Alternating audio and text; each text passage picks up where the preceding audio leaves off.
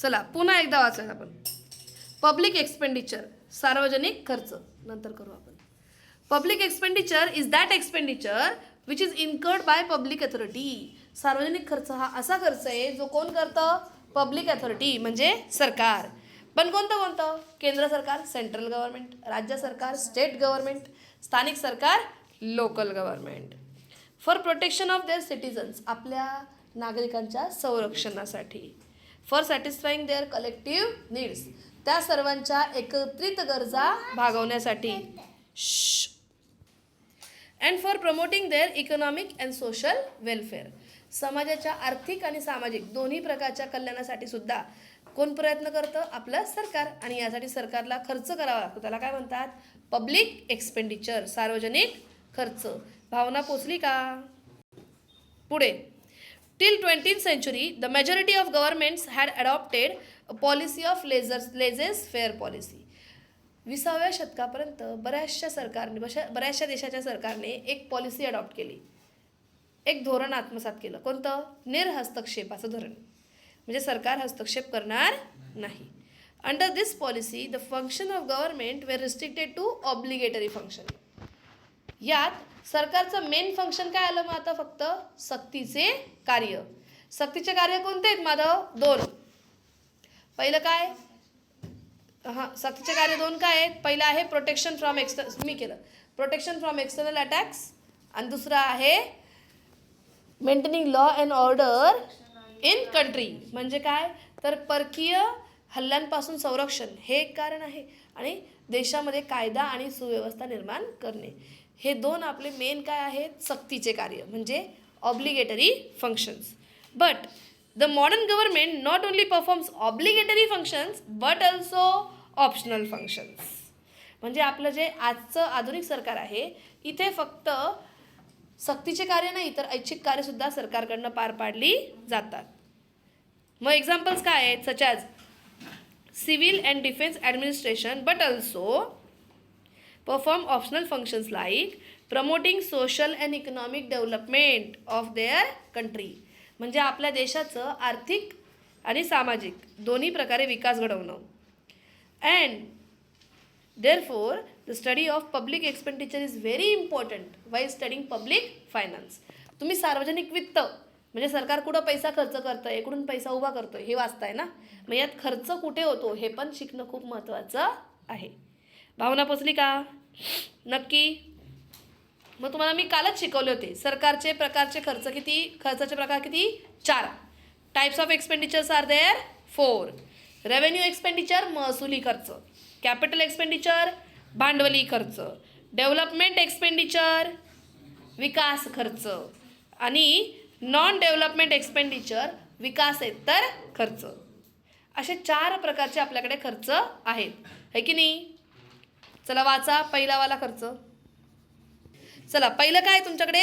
Revenue expenditure म्हणजे महसुली खर्च. हा काय आहे? रेव्हेन्यू एक्सपेंडिचर म्हणजे महसुली खर्च. Revenue expenditure of government is incurred for carrying out day to day functions of the government department.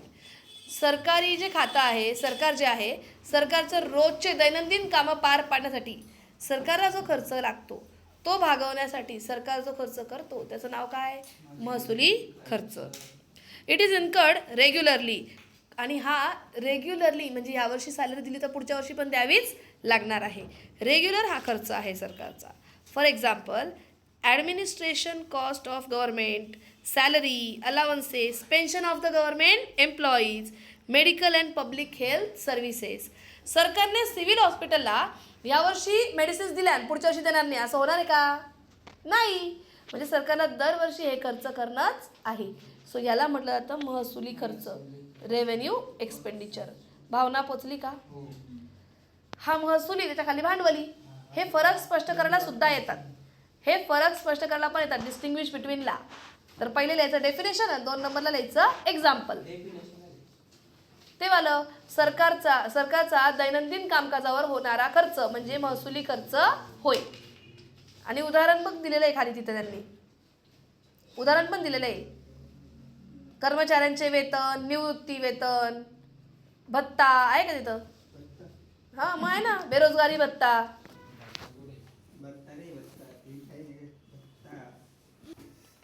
Capital expenditure.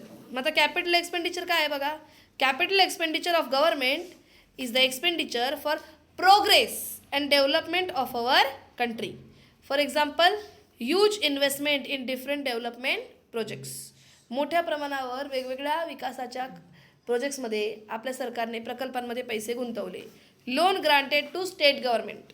राज्य सरकारला कर्ज दिलं. To the government companies. गव्हर्नमेंटच्या कंपनीज सरकारी कंपन्यांना कर्ज दिलं. And repayment of government loan. सरकारची जी कर्ज होती त्या कर्जांची परतफेड केली. रोजच्या रोज कर्जांची परतफेड करत फिरतो का सरकार? कधीतरी करतो की नाही? सरकार रोजच्या रोज इतर देशांना, इतर राज्यांना कर्ज पुरवठा करतो का? नाही, रोजच्या रोज नाही आहे नाही. यावर्षी केलं आहे, पुढच्या वर्षी करावं लागेलच असं नाही. मग हा कोणता खर्च आहे? कॅपिटल एक्सपेंडिचर आहे. हा कोणता खर्च आहे? भांडवली खर्च. कळलं का? Which is incurred on development of the country. Which is incurred on development of the country once in a many years. बऱ्याच वर्षांमध्ये एकदाच हा खर्च करावा लागतो. तुम्ही एकदा जर का डॅम बांधला तर तुम्हाला दरवर्षी बांधावा लागणार आहे का? एकदाच केला ना तुम्ही खर्च. पण यामुळे बऱ्याचशा गावांमध्ये शेती करायला मदत होणार आहे. म्हणजे विकास झाला की नाही याच्यामुळे. देशाच्या विकासासाठी कायमस्वरूपी केला जाणारा खर्च म्हणजे त्याला काय म्हटलं जातं? Capital expenditure. कळलं का? आणि देशाचा विकास होतोय ना त्यातनं, म्हणून त्याचं नाव डेव्हलपमेंट एक्सपेंडिचर. चला वाचा डेव्हलपमेंट, विकास खर्च वाचा. Development expenditure. मग नेक्स्ट आहे डेव्हलपमेंट एक्सपेंडिचर. बघा, development expenditure is a productive in nature. Development expenditure कसा असतो? प्रोडक्टिव्ह असतो, उत्पादक असतो. कसा? तर त्यातनं काहीतरी चांगला बदल आपल्या देशात घडणार असतो. The expenditure which result in generation of employment. ज्याच्यामुळे काय होते? रोजगार निर्मिती होते. और इन्क्रीज इन प्रोडक्शन किंवा उत्पादन वाढतं. और प्राईस स्टॅबिलिटी किंवा किंमत स्थिर होते. असे वेगवेगळे कार्य जेव्हा केले जातात तेव्हा त्या खर्चाला काय म्हणतात? डेव्हलपमेंट एक्सपेंडिचर, विकास खर्च. For example expenditure on health, आरोग्यावर केला जाणारा खर्च. Expenditure on education, industrial development. Industrial development औद्योगिक विकास. शिक्षण, आरोग्य ह्यावर केला जाणारा खर्च. सोशल वेलफेअर, समाजाच्या विकासावर केला जाणारा खर्च. And research and development. कोविडची लस काढली की नाही? कोविडची लस जेव्हा काढली गेली, वॅक्सिनेशन, हा पण काय होता? Research and development expenditure. कोणी केला? सरकारने खर्च केला, त्याच्यामुळे डेव्हलपमेंट घडली ना. So it is development expenditure, विकास खर्च. आता आहे विकासेतर खर्च. वाचा. नॉन डेव्हलपमेंट एक्सपेंडिचर, अविकसित खर्च, विकासेतर खर्च. विकासाव्यतिरिक्त बरं का माधव, हा खर्च आहे ना, याच्याने विकास नाही होणार आहे, पण त्या विकासाचं संरक्षण होणार आहे. विकास जो आपण करतोय त्याचं संरक्षण होणार आहे. म्हणजे आपण जो खर्च करतो कशावर? डिफेन्सवर. वॉर एक्सपेंडिचर, युद्धावरचा खर्च. कळलं का? हा काय आहे? विकासेतर खर्च. आता नाही का मोदी सरकारने जे काही ड्रोन्स वगैरे जे हल्ले होत होते ते हाडून पाडले, याला म्हणतात विकासेतर खर्च. खर्च तर झाला आहे पण यातनं विकास नाही झाला. हां, पण झालेल्या विकासाचं संरक्षण तर झालं ना. चलो. On the other hand, the government expenditure which does not yield any direct productive impact. कोणत्याही प्रकारचा उत्पादक असा परिणाम आपल्या देशावर घडलेला नाही. On the country is called as non development expenditure, but still it is important for the country. काही प्रोडक्टिव्ह परिणाम असा झालेला नाही, उत्पादक काही परिणाम झालेला नाही आहे, पण सरकारसाठी, देशासाठी तो महत्त्वाचा खर्च आहे. त्याला म्हणतात नॉन डेव्हलपमेंट एक्सपेंडिचर, विकासेतर खर्च. भावना पोचली का? एक्झाम्पल आहे administration cost and war expenditure. These are unproductive in nature. हे कसे असतात? निरुत्पादक असतात, अनुत्पादक अशा स्वरूपाचे असतात. भावना पोचली का? आणि मला एक सांगा, जसं जग पुढे जातंय, जसा दिवस वर्ष पुढे जातोय, तसा महागाईचा दर कमी होतो का वाढतोय? रिझन मतलब जे आपल्याकडे सरकार येणार, तर सरकार पण जसे बदलतील तसेच बघा. आपण आमच्या काळामध्ये आम्हाला अँड्रॉइड मोबाईल असो नसो तरी आमचा चालत होतो, पण आज तसं आहे का? नाही आहे. अँड्रॉइड मोबाईल आज काळाची गरज झाली आहे किंवा मोबाईल काळाची गरज झाली आहे की नाही. एक आपण पर्टिक्युलर एजच्या वर आलो, आपण जॉब करायला लागलो, काम करायला लागलो की फोन हा तुमची काय होते? आसक्ती होते की फोन के सिवा तो कुछ नहीं होगा, है ना. अगर तुम जॉब कर रहे हो, अगर तुम एम्प्लॉयड हो तो तुमको फोन चाहिए, है की नाही? काळ बदलला की नाही? काळ बदलल्यावर खर्च वाढतात ना. तसंच प्रत्येक शासनाकडनं लोकांच्या अपेक्षा कशा असतात रे? वेगळ्या असतात, होय की नाही? हो की नाही? मग दरवर्षी सरकारच्या खर्चामध्ये काय होत राहतो? वाढ होत राहते, बदल म्हणजे कमी नाही होत कधी, वाढ होते. आणि मग त्याची कारणं काय काय आहे? तर त्याची कारणं बघा किती आहे टोटल. सार्वजनिक खर्चात वाढ होण्याची कारणे दिसते का तुम्हाला? किती टोटल? ते 8 आहेत ना. सार्वजनिक खर्चात वाढ होण्याची कारणं टोटल किती आहे? 8 आहेत. पहिला खर्च कोणता आहे बघा बरं. पहिलं कारण काय आहे? Increase in activities of the government. सरकारच्या कार्यांमध्ये होणारी वाढ. म्हणजे मागच्या वर्षी लाडकी बहीण होती का? या वर्षी झाली ना लाडकी बहीण, येते का लक्षात? काही वर्ष आधी गॅसला सबसिडी नव्हती आणि आता गॅसला सबसिडी आहे. काही वर्षाआधी प्रत्येकाला 5 लाखाचा विमा नव्हता, आज प्रत्येकाला 5 लाखाचा विमा आहे. म्हणजे सरकारच्या कार्यांमध्ये होणाऱ्या वाढीमुळे पण सरकारचा खर्च वाढतो. भावना पोचली का? जसं सरकार बदलतं तशा सरकारला नवीन नवीन उपाययोजना ह्या आत्मसात कराव्या लागतात देशाच्या विकासासाठी, आणि त्यामुळे शासनाच्या खर्चात काय होते? वाढ होते. भावना पोचली का? वाचून बघूयात. As mention earlier, the modern government performs many functions such as social and economic development of our country. These functions include spread of education, शिक्षणाचा प्रसार करणे, पब्लिक हेल्थ, जनतेचं आरोग्य, पब्लिक वर्क्स म्हणजे सार्वजनिक बांधकाम, पब्लिक रिक्रिएशन्स म्हणजे मनोरंजन, प्लस सोशल वेलफेअर स्कीम, समाजाच्या भल्यासाठी केलेल्या वेगवेगळ्या स्कीम्सला काय म्हणतात का मराठीमध्ये? योजना, है की नाही? आणि मग ह्या सर्वांवर सरकारला काय करावा लागतो? खर्च करावा लागतो. प्रत्येक येत्या सरकारला एक वेगळा खर्च वाढवावाच लागतो. काळाची ती काय असते? गरज असते, है ना? It is observe that new functions are continuously being undertaken. सरकारला नवीन नवीन कार्य हाती घ्यावीच लागतात. आणि जुन्या कार्यांकडे दुर्लक्ष करावं लागतं का सरकारला? नाही, उलट जुनं कार्य अजून चांगल्या पद्धतीने होण्यासाठी सरकारला खर्च वाढवावे लागतात. बघा कसं. And old functions are being perform more efficiently on a large scale by government. सरकारला फक्त नवीन नवीन योजना नाही आणाव्या लागत, तर जुन्या योजनांवर पण काम करावं लागतं, आणि यामुळे सरकारचा खर्च वाढतो. कळलं का काही?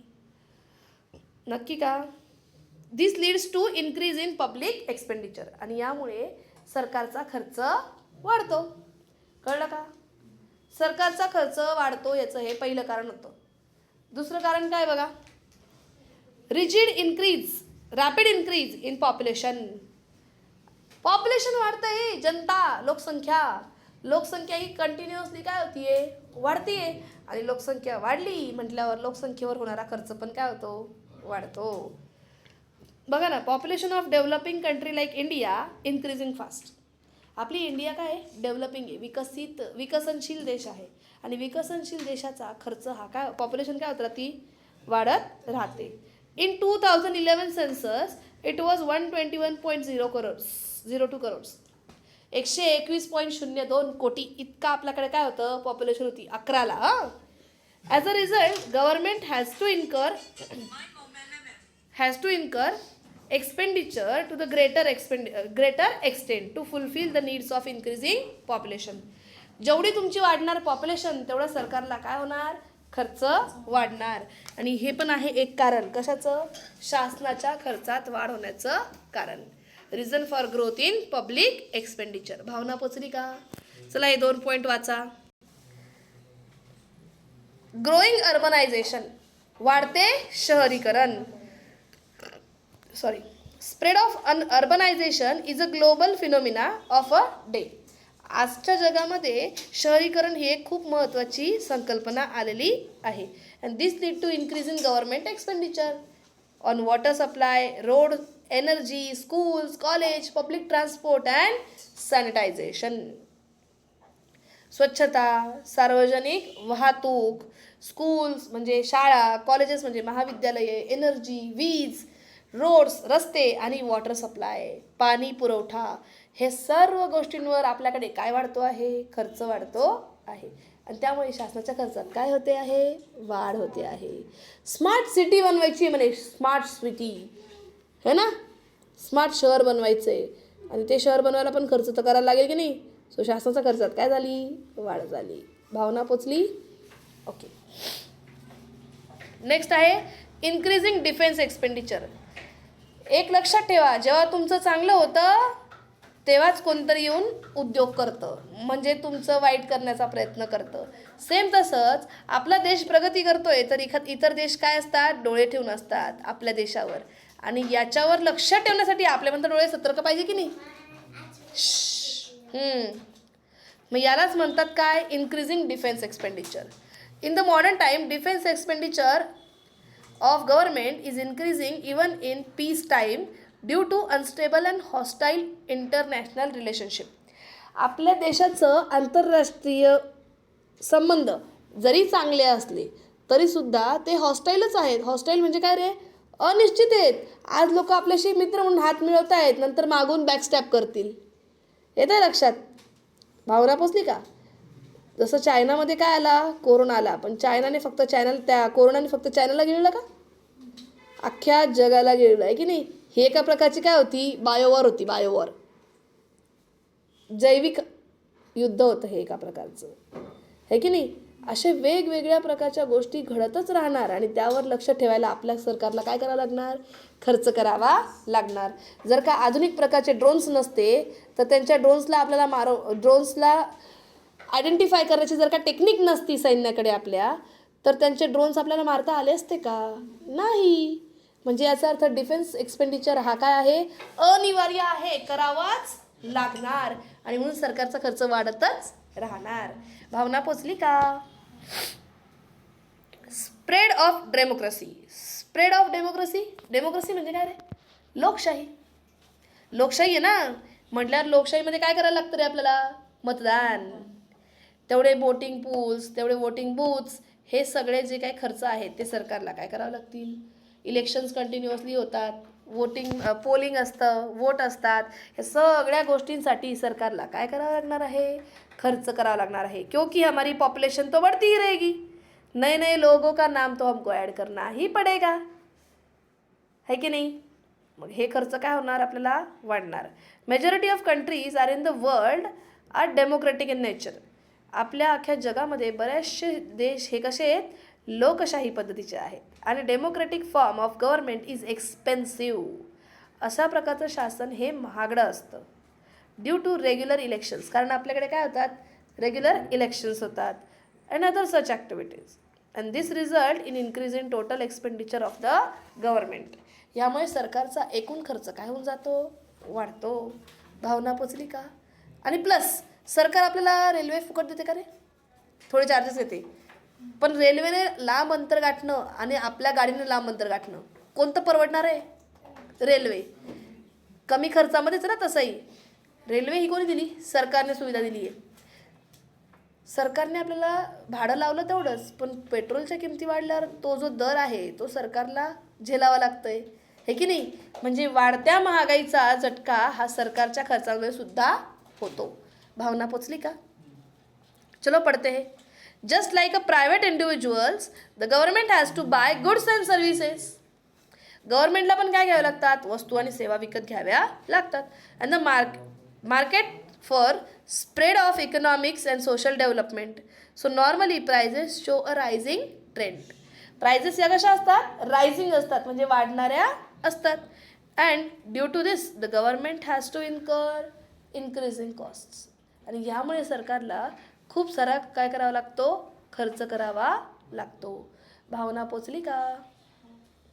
Next, industrial development. Industrial development leads to an increase in production, employment and overall growth in the economy.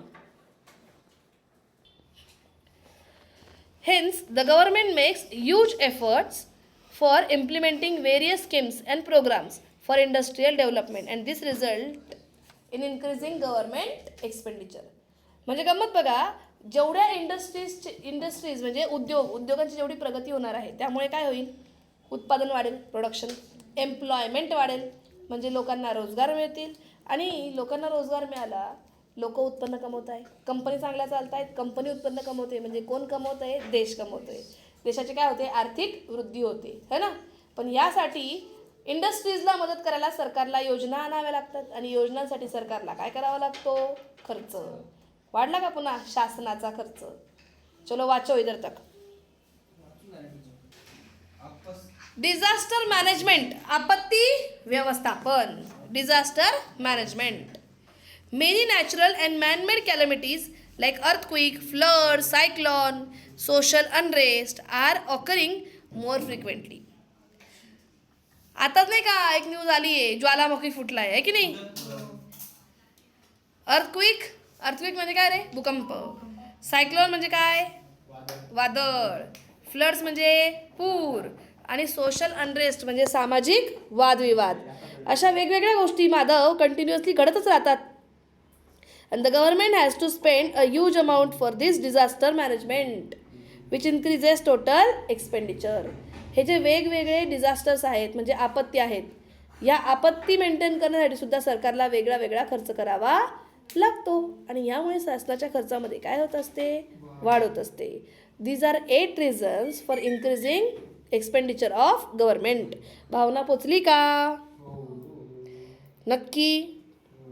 आता आपल्याला बघायचं आहे पब्लिक रेव्हेन्यू. सरकार कुठून कुठून इन्कम आणतं, उत्पन्न कुठून येतं सरकारला.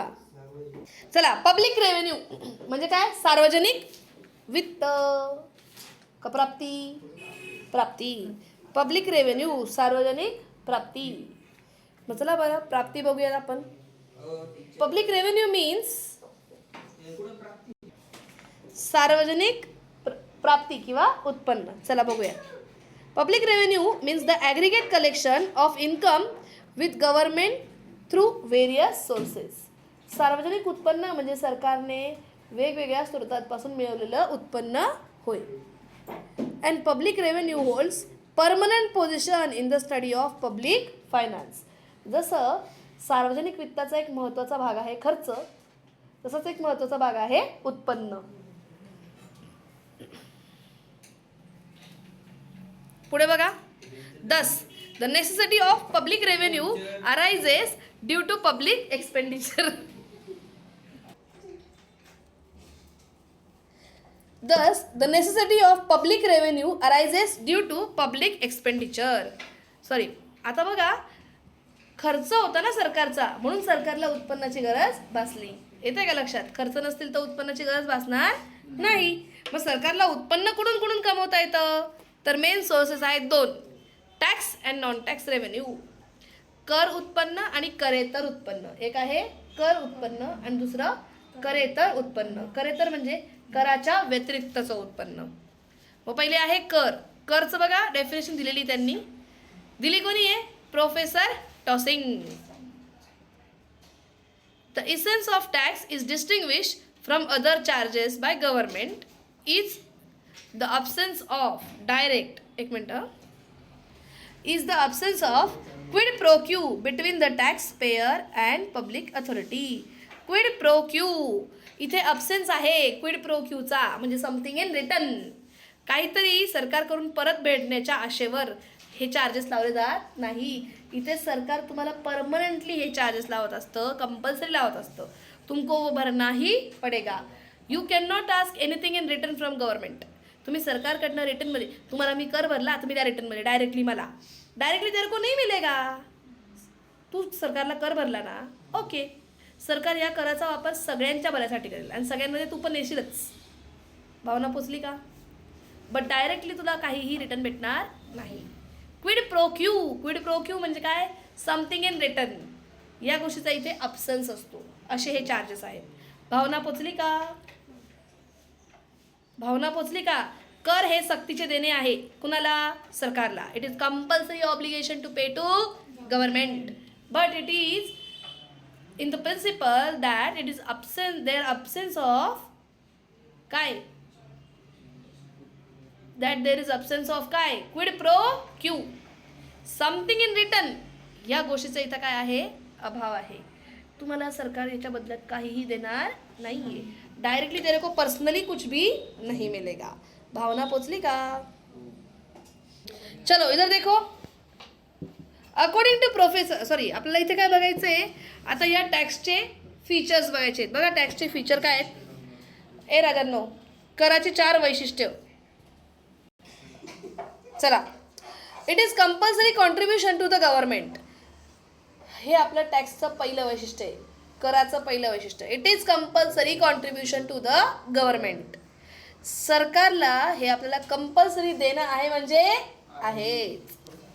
And every citizen of the country is legally bound to pay tax imposed upon him. जो कोणी तुमचा असणार आहे नागरिक आपल्या देशाचा, त्याला जर का सरकारने त्याच्यावर कर लादला आहे तर त्याला तो कर भरावाच लागतो. And tax is a major source of revenue to the government. सरकारला मिळणाऱ्या उत्पन्नातला कर हा खूप महत्त्वाचा आणि मोठा स्रोत आहे. If any person does not pay tax, he can be punished by government. जर का एखाद्या व्यक्तीने कर भरला नाही तर सरकार त्याला काय देऊ शकतो, दंड देऊ शकतो. पहिलं कळलं का? सेकंड आहे, tax is paid by a tax payer to enable government to incur expenses in common interest of the society. आत्ताच तर म्हणलं, तुम्ही जो कर भरणार आहात ना, करदाता जो कर भरतो की नाही, त्याचा फायदा फक्त त्याला नाही तर संपूर्ण समाजाला होत असतो. भावना पोचली का? Third number, the payment of tax by person does not entitle him to receive any direct or proportionate benefit or any service from the government in return for that tax. आपण भरलेल्या कराबद्दल आपल्याला प्रत्यक्षरित्या किंवा डायरेक्टली स्वतःला कोणत्याही प्रकारचा benefit मिळणार नाही. सरकार आपल्याला कोणत्याही प्रकारची सेवा किंवा प्रत्यक्ष काही आपल्याला वापस समथिंग इन रिटर्न देणार नाही. भावना पोचली? Next, tax is imposed on income, property और कमोडिटी अँड सर्व्हिसेस. कर कशावर लागतो? उत्पन्नावर इन्कम टॅक्स, उत्पन्न कर. संपत्तीवर, ॲसेट्सवर वेल्थ टॅक्स, संपत्ती कर. आणि गुड्स अँड सर्व्हिसेसवर, वस्तू आणि सेवांवरील कर, goods and services tax, GST. भावना पोचली का? नक्की? किती वैशिष्ट्य आहेत आपल्याकडे? 4. हा क्वेश्चन पेपरला 4 मार्काला येऊ शकतो. कराची 4 वैशिष्ट्ये स्पष्ट करा. किंवा अजून एक क्वेश्चन येतो 4 मार्काला, बघा खाली, तो नाही का, do you know, sorry you should know, तुम्हाला माहीत हवं. पर्पल कलरचा बॉक्स आहे बघा, माधव, पर्पल कलरचा बॉक्स, हां तो वाला. आपल्या अर्थशास्त्राचे जनक कोण? Adam Smith. Who is father of economics? Adam Smith. त्यांनी आपल्याला 4 काय दिलेले आहेत? कॅनन ऑफ टॅक्सेशन किंवा प्रिन्सिपल ऑफ टॅक्सेशन, म्हणजे कराचे काय तत्व. आणि कराचे तत्व किती दिले? टोटल 4. किती तत्व आहेत? 4 आहेत. आणि हे पण तुम्हाला पेपरला येऊ शकतात. यू शुड नो वाला क्वेश्चन पेपरला येऊ शकतो. पर्पल बॉक्सवाला क्वेश्चन पेपरला येऊ शकतो. चला, क्वेश्चन काय आहे? कॅनन नंबर 1 काय आहे? प्रिन्सिपल काय आहे 1 नंबरचं? कॅनन ऑफ इक्विटी और इक्वॅलिटी, समता और समानतेचे तत्व. त्यात काय म्हटले बघा ॲडम स्मिथ यांनी? Smith suggested that every person will pay the taxes to the government in proportion to his ability to pay. It means rich people should pay more tax compared to poor. समानतेचे तत्व लक्ष द्या बरं का. आता एक महत्त्वाची गोष्ट आहे, लक्ष द्या. माझ्याकडे लक्ष आहे? माधव, एकाचं इन्कम 10 रुपये, त्याला सरकार टॅक्स कसा घेईल? त्याच्या इन्कमनुसार 10 रुपयावर 10%, 1 रुपया घेतला. तेच एखाद्याचं इन्कम 1 लाख रुपये, 1 लाखावर 10%, 10,000, तेवढं सरकार काय घेणार? टॅक्स घेणार. सरकार तुमच्याकडनं टॅक्स घेतो तेव्हा सरकारचा एक हेतू काय असतो की ह्या पैशातनं मी सगळ्यांचं भलं करेन. आणि दुसरा हेतू काय असतो, उत्पन्नातली विषमता कमी करायला, इन्कम इक्वॅलिटी करण्यासाठी. की बघा, जो 10 रुपये कमवतो त्याचा 1 रुपया घेतला, तो आता 9 रुपये खर्च करू शकेल. आणि ज्याच्याकडे 10,000 इन्कम आहे ना, 1 लाख, त्याच्याकडनं मी 10,000 काढून घेतले, आता तो 90,000 खर्च करेल. कळलं का? खर्च करायला त्याच्याकडे पैसे काय झाले, कमी झाले. कळलं का? आणि तुम्ही एक लक्षात ठेवा, गरीबाला कमी टॅक्स लागतो तर जास्त श्रीमंत व्यक्तींना टॅक्स हा जास्त लागतो. म्हणजे तुम्ही म्हणाल मॅम हे ॲक्टर ॲक्ट्रेस आहेत, यांना किती टॅक्स लागत असेल? Straight forward 30%. किती टक्क्याचा टॅक्स लागतो? स्लॅब रेट्स असतात, त्या स्लॅबनुसार इतक्या इन्कमवर इतका टॅक्स, तिसऱ्या थोडा अजून इन्कम वाढलं त्याच्यावर थोडा कमी टॅक्स, अजून इन्कम वाढलं त्याच्यावर अजून एक टॅक्स, त्याच्यावर अजून इन्कम वाढलं अजून टॅक्स, आणि ठराविक लिमिटच्या वर गेलेलं इन्कम आहे ना त्याच्यावर डायरेक्टली किती टक्के टॅक्स? 30% टॅक्स. म्हणजे सरकार काय करतंय, जो जास्त इन्कम कमवतो त्याच्याकडनं जास्त टॅक्स देतो, जो कमी उत्पन्न कमवतो त्याच्याकडनं कमी टॅक्स देतो. यामुळे लोकांच्या उत्पन्नातली विषमता कमी व्हायला मदत होते. दिस हेल्प्स रिड्यूस इन्कम इनइक्वॅलिटी. भावना पोचली का? नक्की. दुसरं तत्व आहे ते वाचा, मी आले वेदिकाला बघून. चला पुढे. Canon of certainty. Canon of certainty म्हणजे काय ग? निश्चिततेचे तत्व, बरोबर ना? निश्चिततेचे तत्व, canon of certainty. According to Smith, taxpayer should know in advance how much tax he has to pay, at what time he has to pay the tax, and in what form the tax is to be paid to the government. बघा बरं का, सरकारचं म्हणणं असं आहे की व्यक्तीला आधीपासून माहिती असले पाहिजे की त्याला किती कर भरायचा आहे, तो कसा भरायचा आहे, आणि सरकारपर्यंत तो कसा पोचवायचा आहे. भावना पोचली का? आणि म्हणून सरकारने एक कन्सेप्ट आणली, तिचं नाव आहे ॲडव्हान्स टॅक्स. ॲडव्हान्स टॅक्स म्हणजे काय रे? ॲडव्हान्स म्हणजे ॲडव्हान्स काय? आगाऊ कर पहिलेच भरायचा. म्हणजे माधव, समजा आता तू जॉबला आहेस, तुला सॅलरी आहे 60,000 रुपये दर महिन्याची, म्हणजे वर्षाला किती कमवशील? 72 7,20,000 कमवशील. अंदाजे ना, मग अंदाजे त्याच्यावर टॅक्स तुला आत्तापासून भरायला लागल. याला म्हणता ॲडव्हान्स टॅक्स. कळलं का? कधी भरायचा आहे, किती भरायचं आहे, सगळं तुला आधीपासून माहीत असलं पाहिजे. याला म्हणता प्रिन्सिपल ऑफ सर्टनिटी. कळलं का? निश्चिततेचे तत्व. तिसरं आहे कॅनन ऑफ कन्व्हिनियन्स. पाहिलं का लावू? सोयीस्करतेचे तत्व.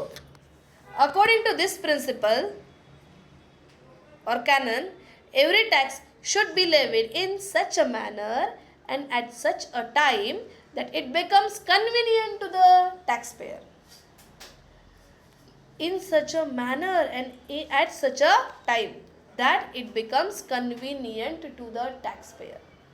Taxpayer कोण असतो? करदाता. करदात्याला कर भरण्यासाठीचा वेळ आणि कर भरण्याच्या पद्धती या सोयीस्कर जाव्या अशा पद्धतीने सरकार त्याची काय करतं? रचना करतं. जर का कर भरण्याची प्रोसिजर किचकट असेल तर समोरचा व्यक्ती कर भरायला पण काय करेल? पुढे मागे पाहिजे, आहे की नाही? आणि मग ते व्हायला नको म्हणून हे वाला आपल्याकडे प्रिन्सिपल आहे. त्याला म्हणतात कॅनन ऑफ काय? कन्व्हिनियन्स, सोयीस्करतेचे तत्व. भावना पोचली? नेक्स्ट आहे canon of economy. What is economy? अर्थव्यवस्था का? नाही, काटकसरीचे तत्व. हे बघ, मोदी आले आणि त्यांनी एक गोष्ट घेऊन आले. काय घेऊन आले? तर डिजिटल इंडिया. कारण काय? एक नोट बनवायला सरकारला जो खर्च लागतोय, ती नोट तुम्ही खराब करायला वेळही नाही होत नाही रे, है की नाही? मग याचा अर्थ सरकार काय म्हणतं? आम्हाला नोट बनवायचा खर्च कमी करायचा आहे, तुम्ही नोटा कमी वापरा, जास्तीत जास्त काय वापरा? डिजिटल ॲप्लिकेशन वापरा. काटकसर होती की नाही? ऑटोमॅटिकली सरकारचा खर्च कमी होतो. सेम तसंच, अरे टॅक्स भरा रे, अरे टॅक्स भरा रे, अरे टॅक्स भरा रे, असं तुम्ही जर का 1000 वेळेस त्यांना सांगायला वेगवेगळे खर्च कराल तर सरकारचा काय वाढतो? खर्च वाढतो. सरकारला कमीत कमी खर्चामध्ये जास्तीत जास्त कर गोळा करण्याची काय शोधायची आहे? पद्धती. त्याला म्हणतात principle of economy. According to this canon, cost of tax collection should be minimum. कर गोळा करण्याचा जो खर्च आहे ना, तो कसा असला पाहिजे? कमी. If a major portion of tax is spent on tax collection itself, then such a tax cannot be considered as good tax. अरे मला एक सांग, जो कर गोळा करायला तुला भरमसाठ खर्च करायला लागू राहिला, मग तो कर येऊन काय फायदा आहे ना, मग त्याला गुड टॅक्स कसं म्हणणार. सो कर गोळा करण्याचा खर्च कमी करणे हे पण एक महत्त्वाचं तत्त्व आहे. आणि या तत्त्वाचा एक आहे बघा, जाहिरात करून पण सरकार काय करू शकतं, कर भरा रे जागो ग्राहक जागो, जसं असतं ना ते जाहिरात, तशी करदात्यांना विनंती आहे की त्यांनी आपला टॅक्स हा योग्य वेळेत योग्य रकमेत भरून टाकावा, अशी जाहिरात येते. पण जाहिरातीचा खर्च सरकारला जास्त आहे, मग सरकार काय करेल, टॅक्स वाढवून टाकेल, काय म्हणतात पेनल्टीज वाढवून टाकेल. आणि पेनल्टी वाढल्या की ऑटोमॅटिकली तुमको टाइम पे टॅक्स भरना ही पडेगा. भावना पोचली का. पेनल्टी पनिशमेंट दंड सरकारने वाढवला की ऑटोमॅटिक तुम्हाला क्या भरना पडेगा, टॅक्स ऑन टाइम. कळलं. नेक्स्ट आहे टाइप्स ऑफ टॅक्सेस, कराचे प्रकार. हे ऑलरेडी सगळं तुम्हाला पहिल्या लेक्चरमध्ये शिकवून झालेलं आहे की नाही. आता फक्त आपल्याला काय करायचं आहे, त्याला रिवाईज करायचं आहे.